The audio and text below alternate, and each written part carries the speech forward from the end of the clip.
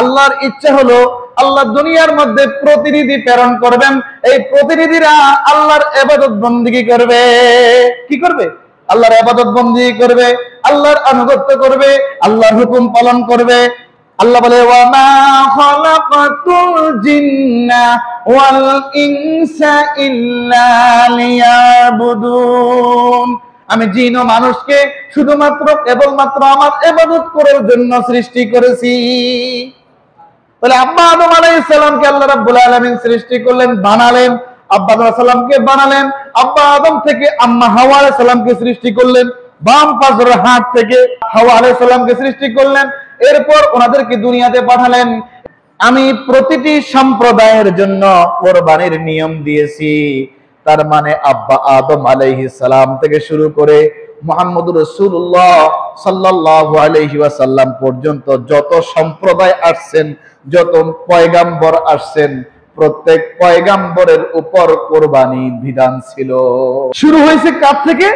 আব্বা আদম আলাইহিস সালামের দুই পুত্র হাবিল এবং কাবিল থেকে সূচনা। হাবিল এবং কাবিল থেকে এটা সূচনা। এখানে আল্লাহ নিজে বলছেন, খেয়াল করেন, আপনারা কোরআন আয়াতটা খেয়াল করলে বুঝবেন। ওয়ালিকুল্লি উম্মাতিন জাআলনা মানসাকাল লিয়াযকুরুসমাল্লাহি আলা মা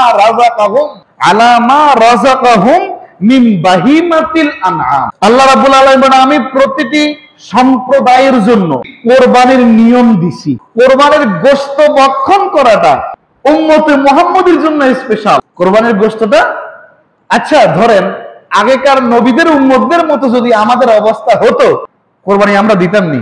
কারণ আমরা কোরবানি দিতাম, দেওয়ার পরে পাহাড়ের উপরে খোলা ময়দানে রেখে আসতাম।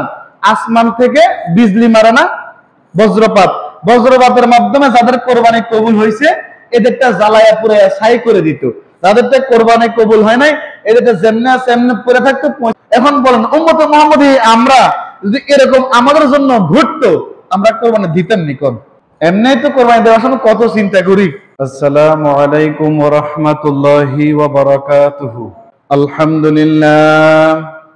আলহামদুলিল্লাহি নাহমাদুহু ওয়া নাস্তাঈনুহু ওয়া নাস্তাগফিরুহু ওয়া নাউযু বিল্লাহি মিন শুরুরি আনফুসিনা ওয়া মিন সাইয়্যাতি আ'মালিনা। من يهده الله فلا مضل له ومن يضلله فلا هادي له ونشهد أن لا إله إلا الله وحده لا شريك له ونشهد أن سيدنا وسندنا وحبيبنا وشفيعنا ومولانا محمدا عبده ورسوله صلى الله عليه وعلى آله وأصحابه وبارك وسلم. أما بعد فأعوذ بالله من الشيطان الرجيم. بسم الله الرحمن الرحيم. ولكل أمة جعلنا منسكا ليذكروا اسم الله على ما رزقهم من بهيمة الأنعام فإلهكم إله واحد فله أسلموا وبشر المخبتين. وقال تعالى مخبرا وآمرا إن الله وملائكته يصلون على النبي يا أيها الذين آمنوا صلوا عليه وسلموا تسليما الصبح بدا من طلعته والليل دجى من وفرته صلى الله وعلى محمد صلى وعليه وسلم صلى الله وعلى محمد صلى الله عليه فأقر رسولا فضلا وعلا أهدى السبل لدلالته صلى الله وعلى محمد صلى الله وسلم صلى الله محمد صلى الله عليه সবাই অন্তরের অন্তঃস্থল থেকে সমস্বরে বলে উঠি আলহামদুলিল্লাহ। আল্লাহ রাব্বুল আলামিন আমাদেরকে অত্যন্ত ভালোবেসে, অত্যন্ত মোহাব্বত করে, অত্যন্ত আদর করে পবিত্র জুমার দিন আউয়াল ওয়াক্তে পুরো সমাজ থেকে আগে ভাগে বাছাই করে আল্লাহর ঘর মসজিদে যে আসার বসার তৌফিক দান করেছেন সে রব্বে কারীমের দরবারে হৃদয়ের গহীন থেকে শুকরিয়ার বাণী উচ্চারণ করে বলি আলহামদুলিল্লাহ। আরো শুকরিয়া আদায় করি সাইয়্যিদুল মুরসালিন, ইমামুল মুরসালিন, ইমামুল মুত্তাকিন, খাতামুন নবিয়্যিন, রাহমাতুল লিল আলামিন, শাফিউল মুজনিবিন, আনিসুল গারিবিন, রাহাতিল আশিকিন, মুরাদিল মুশতাকিন, শামসুল আরিফিন, সিরাজুস সালিকিন, সিরাজাম মুনীরা, নবিয়্যিনা শাফিঈনা মাওলানা ইয়াসিন তাহা মুজাম্মিল মুদ্দাসসির মুহাম্মদুর রাসূলুল্লাহ সাল্লাল্লাহু আলাইহি ওয়াসাল্লামের উম্মত করে যে আল্লাহ রাব্বুল আলামিন আমাদেরকে এই দুনিয়াতে প্রেরণ করেছেন সে আল্লাহ রাব্বুল আলামিনের শুকরিয়ার বাণী আমরা আবারও উচ্চারণ করে বলি আলহামদুলিল্লাহ। আজকে আমরা আপনাদের সামনে ইনশাআল্লাহ কোরবানি সম্পর্কে কথা বলবো। জিলহজ মাসের প্রথম 10 দিনের কিছু আমল আছে, যারা কোরবানি দেবে, যারা কোরবানি দেবে না, অর্থাৎ যাদের উপর কোরবানি ওয়াজিব আর যাদের উপর কোরবানি ওয়াজিব না। আরো সহজে যারা ধনী ওনারা, যারা গরিব ওনারা, কিছু কাজ আছে। এই কাজগুলো যদি ওনারা পালন করে, ওই কাজগুলো যদি ওনারা আমল করে, তাহলে আশা করি আলহামদুলিল্লাহ আলহামদুলিল্লাহ একটা সওয়াব ওনাদের জন্য আল্লাহ রাব্বুল আলামিন বরাদ্দ রেখেছেন। আল্লাহু আকবার বলবেন না? যেটাকে বলে জিলহজ মাসের প্রথম 10 দিনের আমল বা করণীয়। মুসলমানদের জন্য জিলহজ মাসের প্রথম দশকে বিশেষ কিছু আমল আছে যার মাধ্যমে সে আল্লাহর নৈকট্য অর্জন করতে পারে। কোরবানি দাতার জন্য জিলহজ মাসের নতুন চাঁদ দেখার পর হাত পায়ের নখ না কাটা এবং মাথা, বগলের নিচের বা নাভির নিচের চুল না কামানো মুস্তাহাব। রাসূলুল্লাহ সাল্লাল্লাহু আলাইহি ওয়াসাল্লাম থেকে একখানা বর্ণনা আসছে, মান রাআ হিলালা জিলহিজ্জাতি ওয়া আরাদা আন ইউদাহিয়া ফালা ইয়াখুয মিন শা'রিহি ওয়ালা মিন আযফারিহি। যে ব্যক্তি জিলহজের চাঁদ দেখে এবং কোরবানি করার ইচ্ছে করে সে যতক্ষণ না কোরবানি করছে ততক্ষণ যেন চুল ও নখ না কাটে। হাদিসখানা এসেছে বুখারী শরীফের 5236 নম্বর হাদিস। উলামায়ে কেরামের মতে কোরবানি দাতার নখ, চুল, গোফ না কাটার হিকমত হলো হাজী সাহেবদের সাথে সাদৃশ্য গ্রহণ করা, কেননা হাজী সাহেবগণ ইহরাম অবস্থায় এসব কাজ করেন না।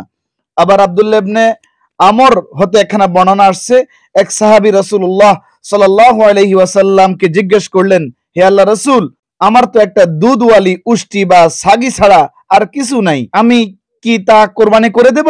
নবী করিম সাল্লাল্লাহু আলাইহি ওয়াসাল্লাম বললেন না। তারপর বললেন, তুমি কোরবানির দিন তোমার নখ, চুল, গোফ, নাভির নিচের পশম সাফ করো, এটাই তোমার জন্য কোরবানি বলে গণ্য হবে। মুসনাদ আহমদের 6575 নম্বর হাদিস এটি। এবং জিলহজ মাসের 9 তারিখ ফজরের নামাজ থেকে 13 তারিখ আসরের নামাজ পর্যন্ত মোট 23 ওয়াক্ত প্রত্যেক নামাজের ফরজ নামাজ শেষ করে সালাম ফিরিয়ে তাকবীরে তাশরিক পাঠ করা ওয়াজিব। বালেগ পুরুষ, বালেগ মহিলা, মুকিম, মুসাফির, জামাতের নামাজ আদায়কারী, একাকী নামাজ আদায়কারী সকল মুসলমানের জন্য পাঠ করা ওয়াজিব। হেদায়া 86 নম্বর পৃষ্ঠায় এসেছে। আল্লাহ পাক বলেন, ওয়াজকুরুল্লাহা ফি আইয়ামিম মা'দুদা, তোমরা নির্ধারিত দিনগুলোতে আল্লাহর জিকির করো। সূরা বাকারা 223 নম্বর আয়াত। তাকবীরে তাশরিক গুলো হল আল্লাহু আকবার, আল্লাহু আকবার, লা ইলাহা ইল্লাল্লাহু, ওয়াল্লাহু আকবার, আল্লাহু আকবার, ওয়ালিল্লাহিল হামদ। কুরবানি শব্দটা এটা আরবি শব্দ।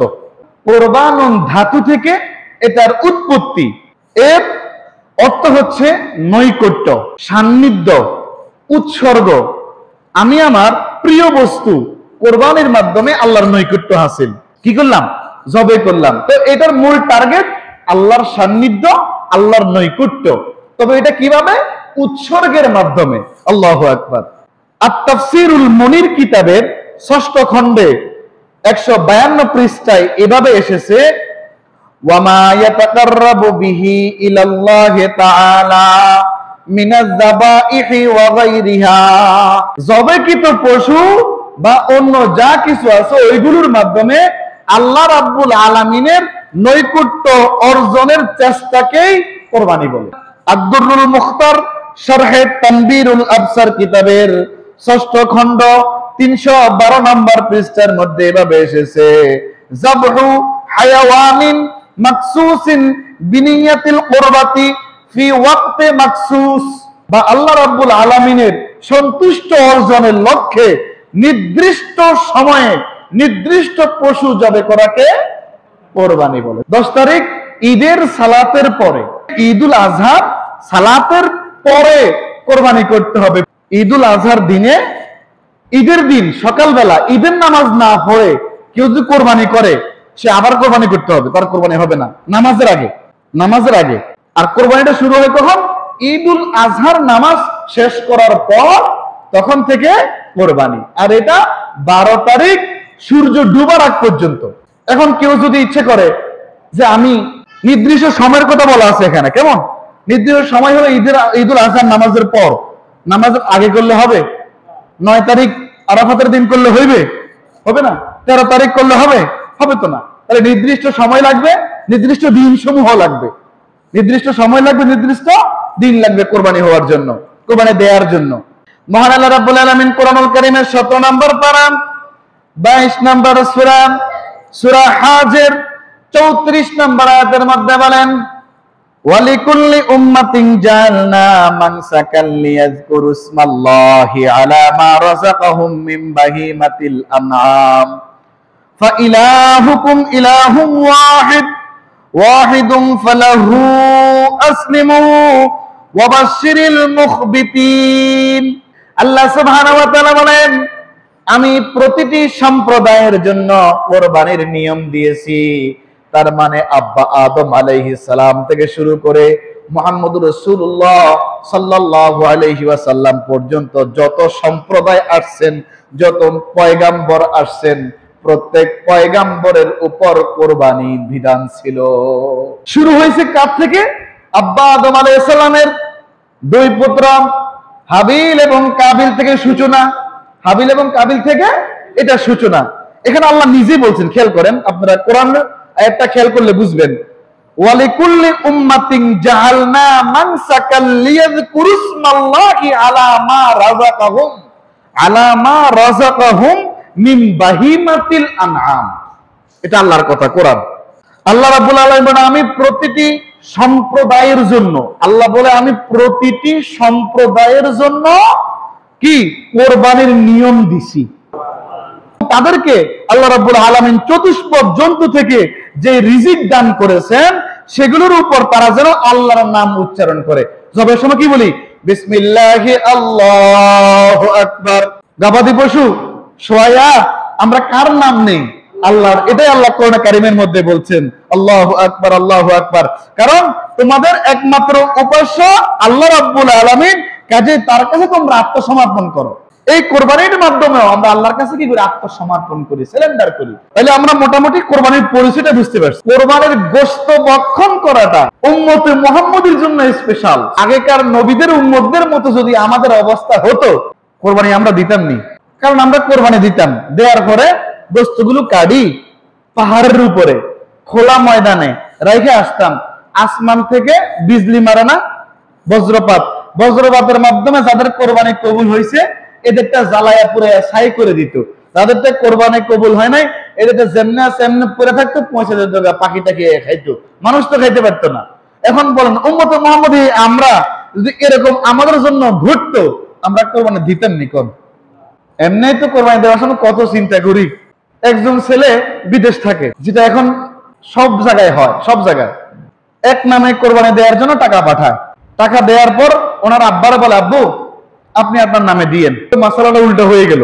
কেননা কোরবানি ওয়াজিব হয়েছে ছেলের উপর, ওয়াজিব হয়েছে ছেলের উপর, যেহেতু ছেলে ইনকাম করতে, ছেলের কাছে টাকা আছে। এখন ওই ছেলে নিজে দিয়ে বলতেছে আব্বার নামে দিতে, তাহলে কোরবানি সঠিক ভাবে হবে? হবে না। এখানে সঠিক কথা হলো বাবা সম্পদের মালিক, কথা কোন টাকা সম্পদের মালিক, অর্থের মালিক, বাবারও টাকা আছে, তাই বাবা কোরবানি দিতে হবে, ছেলে কোরবানি দিতে হবে।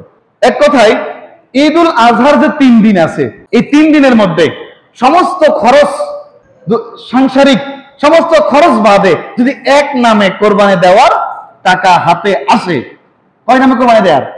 অথবা একটা বকরি, 1 বছরওয়ালা একটা ছাগল, ভেড়া, দুম্বা কিনার মতো টাকা 10-15,000 ধরেন, 20,000 ধরেন, কমটা 15,000 ধরি নাকি? 1 বছরে হয়নি এরকম দাম, হয়নি, নিম্নে 15,000।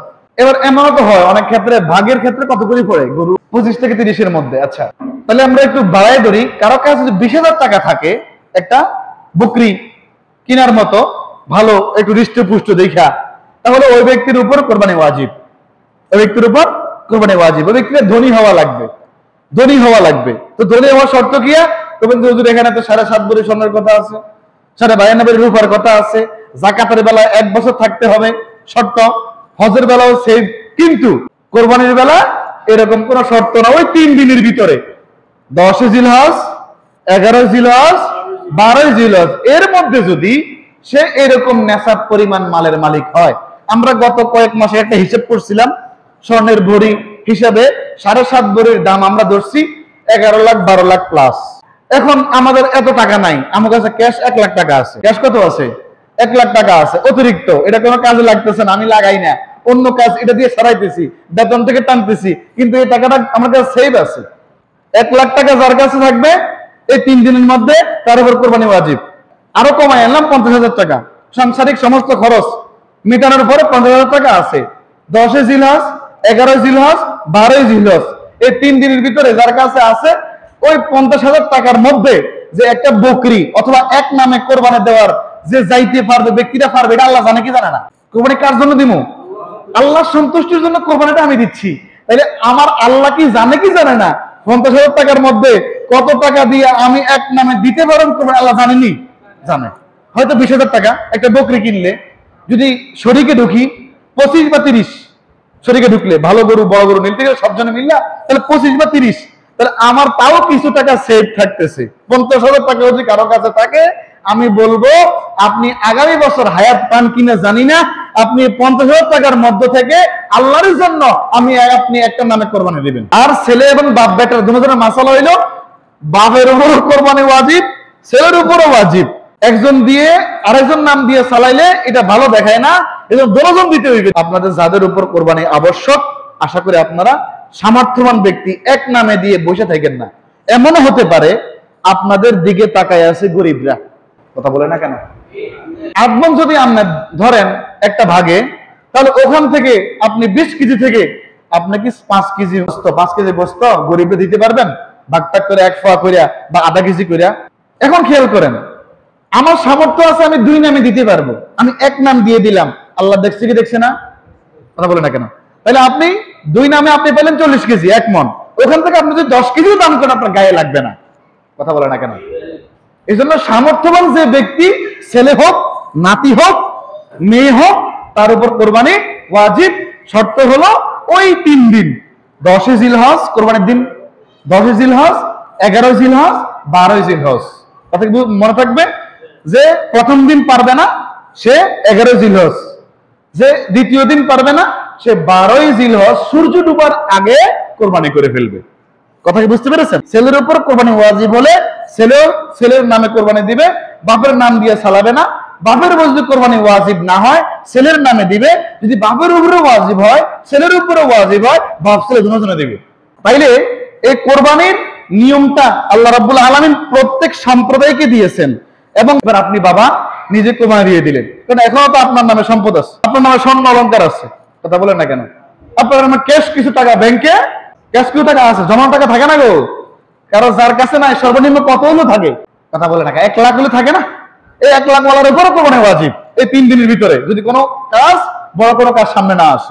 বাবা আমার গভীর মনোযোগ, কোরবানির ইতিহাস যেটা আমি আপনাদেরকে বললাম, আব্বা আদম আলাইহিস সালাম, আল্লাহ রাব্বুল আলামিন আব্বা আদমকে দুনিয়াতে পাঠালেন, আম্মা হাওয়া আলাইহিস সালামকে দুনিয়াতে পাঠালেন।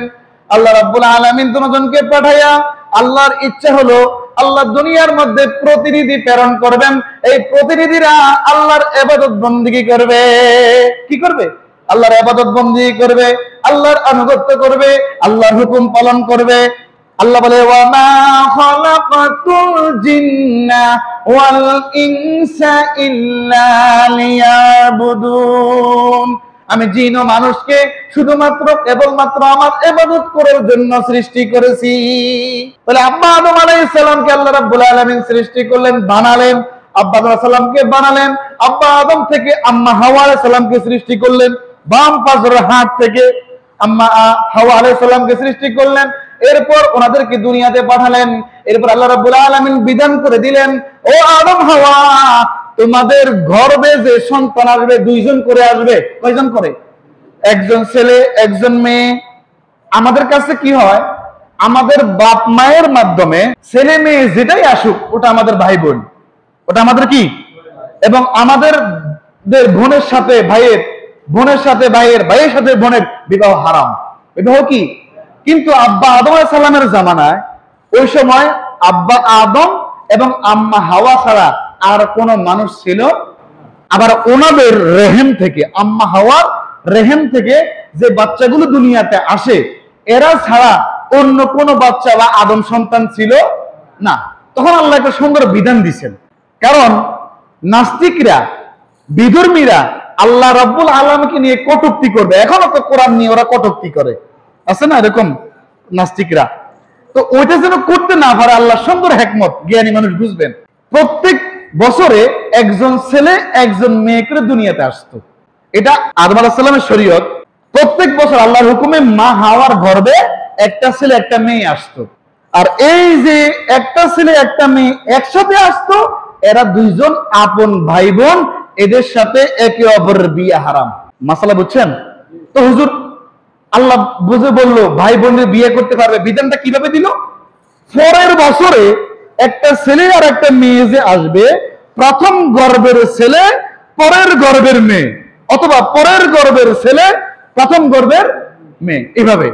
তাইলে আল্লাহু আকবার বল। আল্লাহ এত হিকমত ওয়ালা আল্লাহ রাব্বুল আলামিন, কেউ যেন আল্লাহকে নিয়ে কটূক্তি করতে না পারে, কেউ যেন আল্লাহ রাব্বুল আলামিনের হুকুমকে, কেউ যেন বা বিধানগুলি দেখানো, পৃষ্ঠ প্রদর্শন করা না যেন করতে পারে, আল্লাহ সুন্দর বিধান দিয়েছেন। একই গর্ভে যে ছেলে মেয়ে থাকবে তারা আপন ভাই বোন, পরের গর্ভের তাদের সাথে বিয়া জায়েজ, পরের গর্ভের তারা আপন ভাই বোন হিসাবে ধার্তব্য হবে না। প্রথম গর্ভের সাথে দ্বিতীয় গর্ভের তারা। কথাই বুঝতে পেরেছেন? এভাবে ছিল। ঠিক হাবিলের সাথে আসলো লিওয়াজা, কাবিলের সাথে আসলো আকলিমা। কাবিলের সাথে আসলো কে? আকলিমা। আর হাবিলের সাথে আসলো লিওয়াজা। এখন সিস্টেম অনুযায়ী আমি যে আপনাদের সূত্র বললাম, এখন বলেন হাবিল পাইবে কারে? আকলিমাকে। আর কাবিল পাইবে কারে? লিওয়াজাকে। এই হিসাবে আকলিমা চরমা সুন্দরী, পরম সুন্দরী। সুবহানাল্লাহ। সুন্দর না কেডা গছা? এখনো তো আপনারা আর গো দাদি গোল্লা ক্রিম কিনি আনেন না, অন্তত পক্ষে যেন ভালো করে মাকে একটু সুন্দর লাগুক, হাসানা মিশা। এটা কেউ স্বীকার করতো না। আনেন মার্কেট থেকে সুন্দর একটা শাড়ি কিনে আনেন, কথা বলেন না কেন? এখন ওর সৌন্দর্যটা, আকলিমা পরমা সুন্দরী। কাবিল আর আকলিমা একসাথে আসছে। কাবিলের সহোদর অর্থাৎ আপন বোন আকলিমা পরম সুন্দরী, আর হাবিলের সাথে আসছে লিওয়াজা তুলনামূলকভাবে কম সুন্দর। আর কাবিলের সাথে যে আকলিমা আসছে ওটা পরম সুন্দরী। কাবিল কয় আমি বিধান টিধান বুঝি না, মানি না, আমি আমার বোনের বিয়ে করব। নাউজুবিল্লাহ। আব্বা আদম আলাইহিস সালাম কয় না, এটা আল্লাহর হুকুম, আল্লাহর আইন, তাইলে আমি এটা মানি না। মানবা না, মানব না। আব্বা আদমকে আল্লাহ রাব্বুল আলামিন ওহী নাজিল করলেন। পশু পালন করতেন হাবিল, যে ভালোটা আর কি, ওনার ভাগে কিন্তু আকলিমা। আর শস্য উৎপাদন করতেন কে? কাবিল। কৃষি কাজ করতেন কাবিল। কাবিলকে বললো, হাবিলকে বললো তোমরা কোরবানি করো। কোরবানি কি? তোমাদের প্রিয় বস্তু কোরবানি করো। হাবিল সুন্দর একটা পশু নিল, সুন্দর একটা পশু আল্লাহর নামে কোরবানির জন্য রেখে আসলো। কাবিল চিন্তা করলো আমি পশু মশু দিব নাকি, আমি কিছু শস্য নিয়ে দিয়ে আই। কি দিয়ে আসি? কিছু শস্য, শাক সবজি বলতে যাহা বুঝেন আর কি, এইগুলো পাতা লতা অর্থাৎ শস্য দিয়ে আসলো। আল্লাহর হুকুমে হাবিল যে পশু রাখলো, ওই পশুকে আইসা আল্লাহর পক্ষ থেকে বজ্রপাত জ্বালাইয়া দিল। কিন্তু কাবিলের শস্য পড়ে আছে, কাবিলের কোরবানি পড়ে আছে, কাবিলেরটা জ্বালাইলো না, ভস্য করলো না, বরং কবুল হলো কারটা?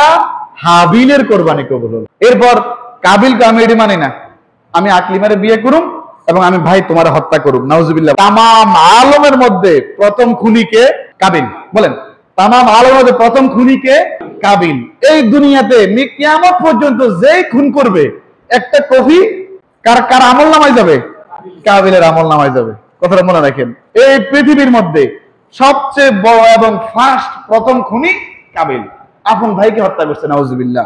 কারণ আল্লাহর দেওয়া আইন সে মানে